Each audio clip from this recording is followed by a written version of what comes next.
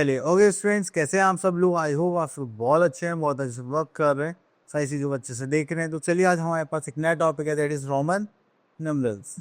Roman numbers, Roman numbers को अगर हम देखें तो आप लोगों ने इस टाइप के सिंबल्स देखे होंगे अपनी क्लास के बाहर, और अपना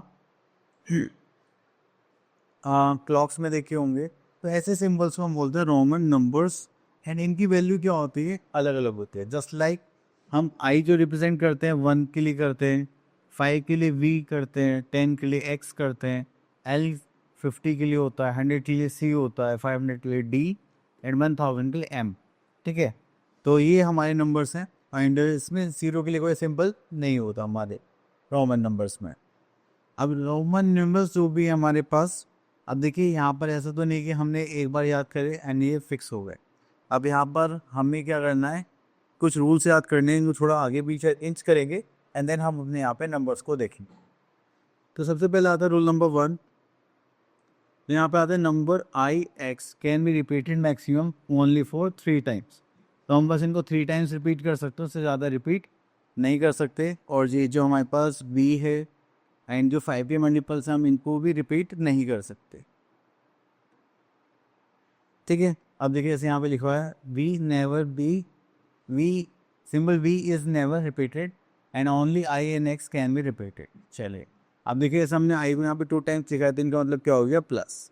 यहाँ पे 3 टाइम्स दिखा दी, क्या हो गया? 1 + 1 दैट इज 3। तो चलिए नेक्स्ट इज रूल नंबर 2। तो यहाँ पर आता है when a smaller numeral is written on the right of greater numeral we add them.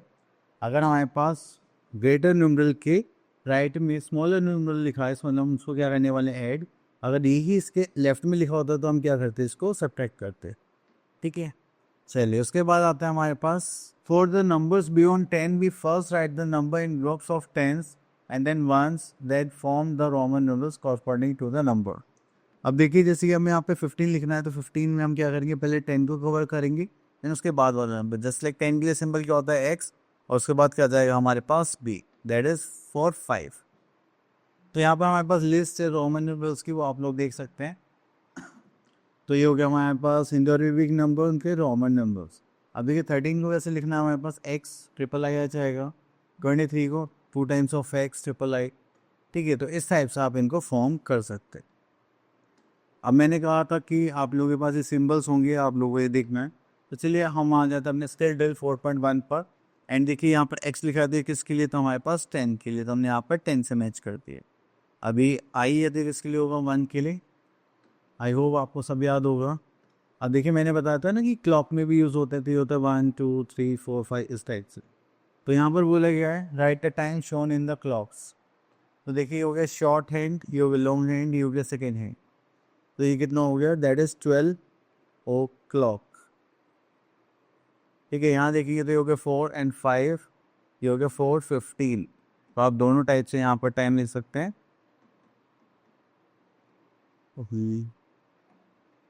That is this one. ठीक है, चलिए क्वेश्चन नंबर 3 पर आते हैं। Fill in the blanks using Roman numerals. तो यहाँ पर हम देखते हैं अपना बी पार्ट।